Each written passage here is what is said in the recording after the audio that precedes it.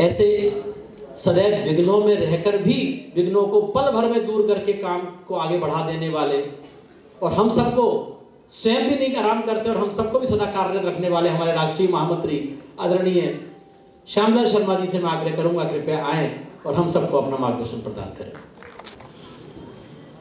मान्यवर राष्ट्रीय अध्यक्ष जी, आज के कार्यक्रम के सम्मानीय मुख्य अतिथि श्रीमान अर्जुन मेघवाल जी, मंच पर विराजमान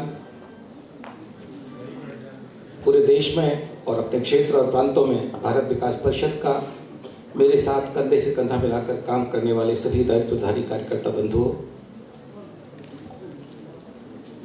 अपने इस रीजन के दूरस्थ क्षेत्रों से प्रत्येक शाखा से इस कड़ाके की सर्दी में और भविष्य की और कोरोना की चिंताओं को ध्यान में रखकर भी दूर दूर से इस कार्यक्रम को सफल बनाने के लिए पधारे हुए भारत विकास परिषद के सभी मेरे परिवारजन, आमंत्रित बंधुओं, बहनों,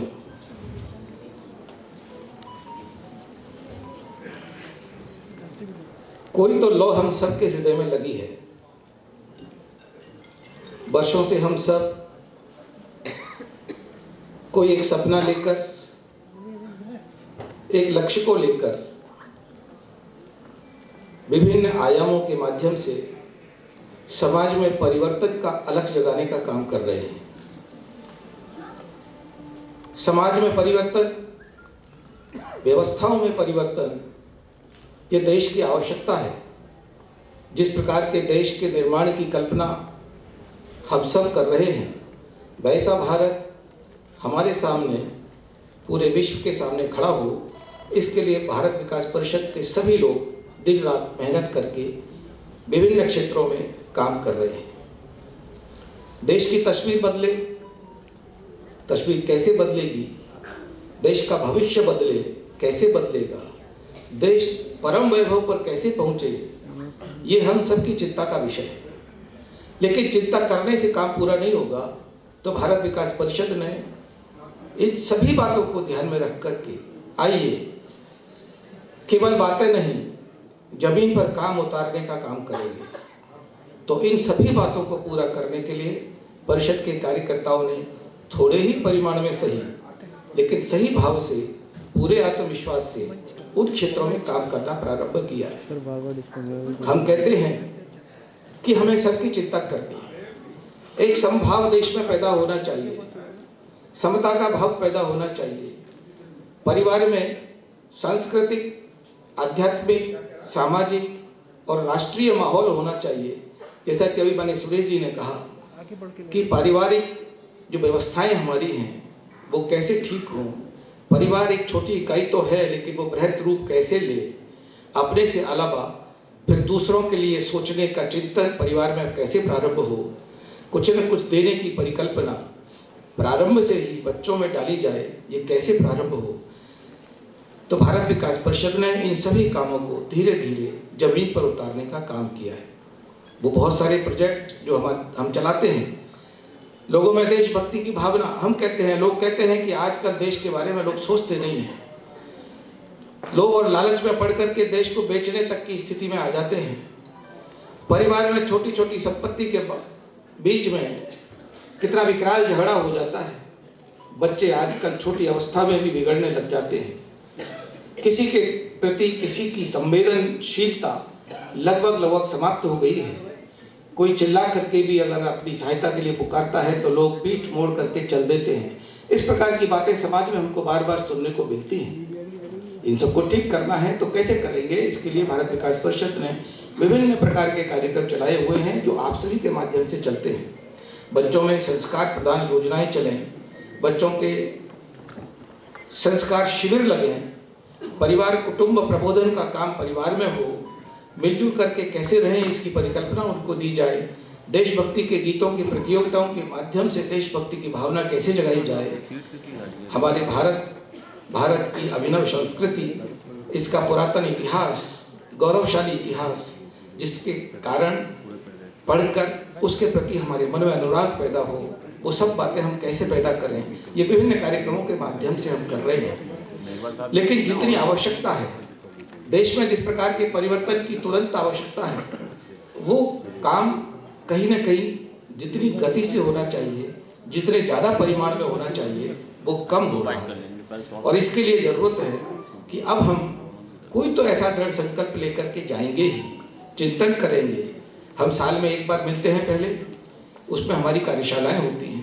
कार्यशालाओं में हमारी संगठन की काम करने की शैली, उसकी मर्यादाएं, उसका अनुशासन और किस प्रकार से उसको लिपिबद्ध किया जाता है, ये सब उसमें सीखते हैं, बताते हैं। इसी प्रकार से साल में एक सम्मेलन होता है, अधिवेशन जिसको कहते हैं, उसमें हम सब मिलते हैं, उन्मुक्त भाव से आते हैं और खुले दिल से आते हैं। बहुत कुछ सीख के जाएंगे, उसको हमारे क्षेत्र में ले जाएंगे और फिर उस ऊर्जा के साथ में, जिस ऊर्जा को लेकर के जाएंगे, उस ऊर्जा से हम अपने क्षेत्र में कार्य का विस्तार कैसे करेंगे, इसकी योजना बना करके जाते हैं, मन बना करके जाते हैं। वो मन बना करके जाने की ही बात आज है। हमें जिस द्रुत गति से चलना है, क्या हम आगामी 1963 में भारत विकास परिषद की स्थापना हुई, 75वां आज़ादी का महोत्सव हम मनाने जा रहे हैं। ये दो बड़े काम हमारे सामने हैं। इनको ध्यान में रख करके हम अपनी कार्य योजनाओं को किस प्रकार से गति दे सकते हैं, उसका संकल्प हम करके जाएं, तो ही हम सही मायने में हम अपने भारत विकास परिषद के 100वां वर्ष जो 1963 में हुआ, 2023 में हम 100 वर्ष पूरे हो जाएंगे।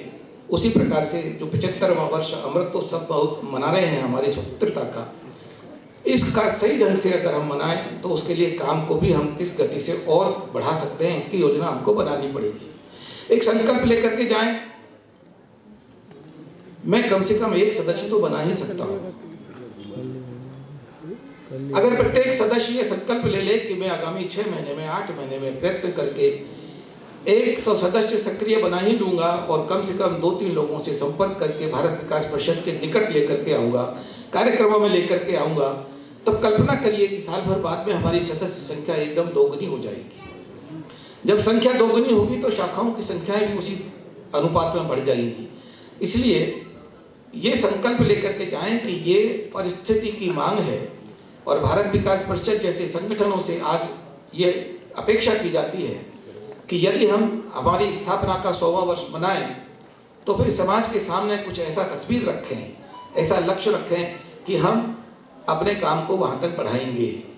हम अपने सेवा कार्यों में भी कोई इस प्रकार का एक चिंतन दे करके जाएं कि उनको भी एक उच्च स्थान दिला करके अपने सेवा कार्यों को जो समाज में एक प्रतिमान स्थापित कर सकें, लोग उसको देखें, सराहें और उसकी प्रशंसा करें। इस प्रकार के काम भारत विकास परिषद क्या कर सकती है, ऐसी परिकल्पना भी हम सबको उसमें करनी चाहिए। कई बार गणित संख्या एक अपने आप में चीज है, लेकिन जब हम चयन करते हैं तो इसमें हमें गुणों के आधार पर भी चयन करना बहुत जरूरी होता है। कई बार 4 आदमी मिलकर के भी, 4 लोग मिलकर के भी हमारे कार्य को जो गति दे सकते हैं शायद नहीं दे पाते हैं। और कई बार तो ऐसा भी हो सकता है कि जिस गति से चल रहे हैं तो वो गति भी धीमी पड़ जाती है। लेकिन अगर संख्या कम भी है लेकिन उनके विचार स्पष्ट हैं, मन में कुछ करने की संकल्पना है और वो श्रद्धा भाव से काम करने के लिए आगे आए हैं, तो वो संख्या कम होते हुए भी बहुत बड़े परिमाण में काम कर सकते हैं।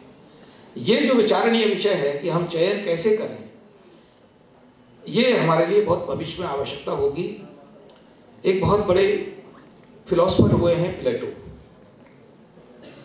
वो अपनी एक बात पाठशाला, जिसमें बौद्धिक देने की जो कला सिखाने का गुण है, उसकी एक पाठशाला चलाते थे। जब वो पाठशाला चला रहे थे तो उनके पास में एक बालक आया, मैं आपके विद्यालय में शिक्षा अर्जन करना चाहता हूँ।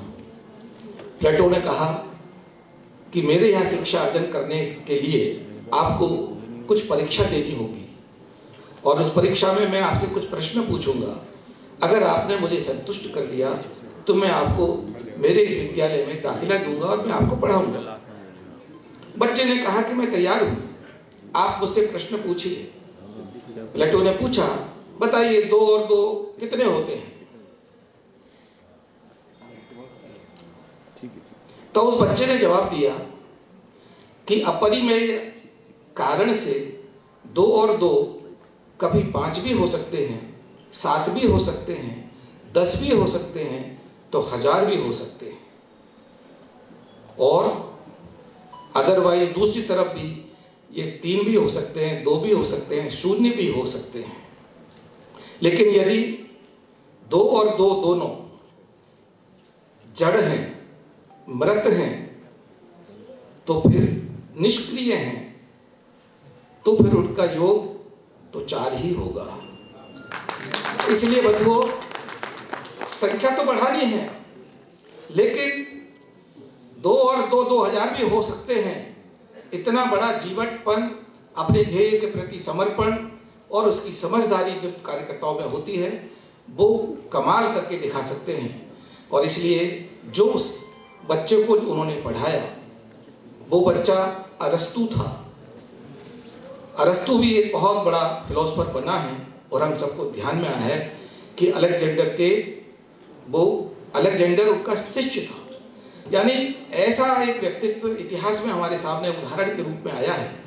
तो 2 और 2 4 हमेशा नहीं होते हैं, 2 और 2 कितने भी हो सकते हैं। इस बात को ध्यान में रख करके भारत विकास परिषद के काम को अपने क्षेत्र में ले जाने की योजना बना करके आप संकल्प लेकर के जाएं। यही मैं आप सबसे प्रार्थना करता हूं। बहुत बहुत धन्यवाद। जय भारत।